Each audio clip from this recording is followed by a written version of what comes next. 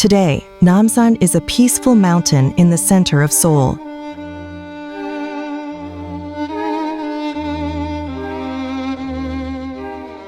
But a century ago, it was one of the key spaces of Japan's colonial rule.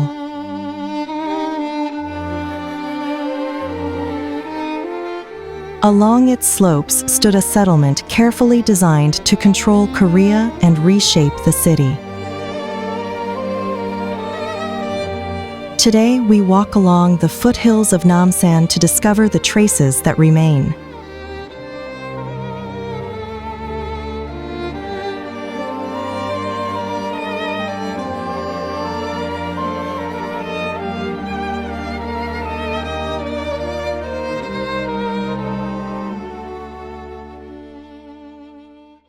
In 1905, Japan established the Residency General of Korea, transforming Seoul into the center of its colonial administration.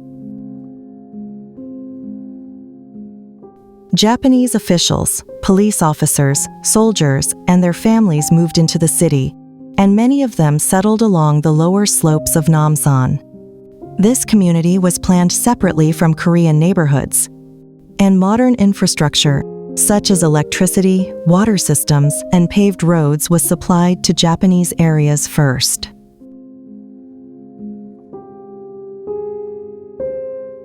Before long, the foothills of Namsan became a key residential and administrative zone for Japanese settlers.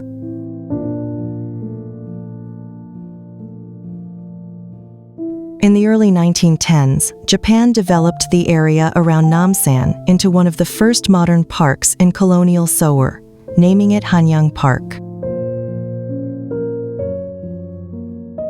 Although it was called a public park, it functioned largely as a recreational space for the Japanese residents living around Namsan.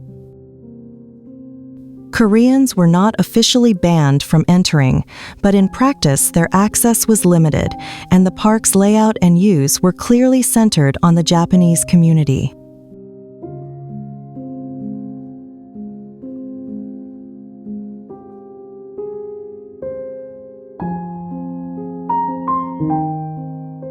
The surviving Hanyang Park stone marker reveals how the area around Namsan was reshaped under colonial urban planning.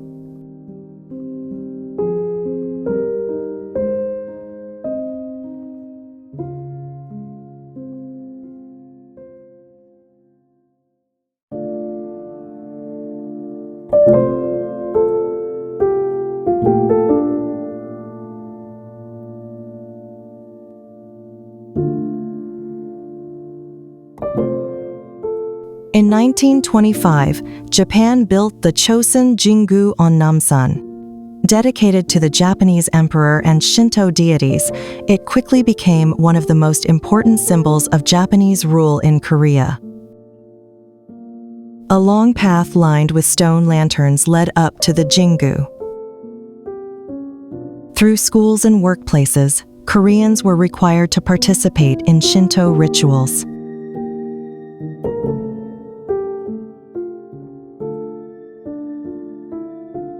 A sacred mountain for Koreans was turned into an altar of imperial loyalty.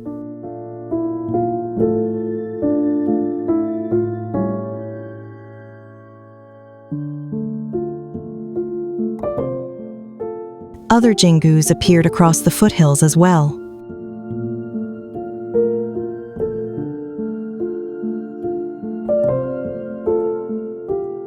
Gyeongsang Jingu, located along the slopes of Namsan, hosted school events and civic ceremonies, making Shinto practices a regular part of urban life.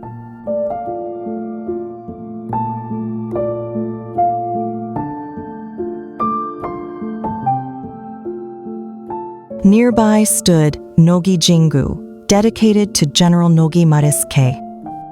It reinforced the values of loyalty and sacrifice promoted by the Japanese colonial state.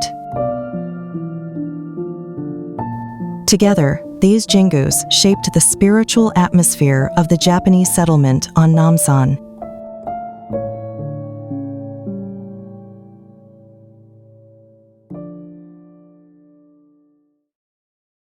Most colonial buildings disappeared after Korea's liberation in 1945, but their traces never fully vanished. A stone marker, a staircase, a fragment of foundation, each one quietly tells the story of how this land was once reshaped. The Japanese town at the foothills of Namsan is gone, yet its memory remains in the landscape and in the layers of the city that surround it.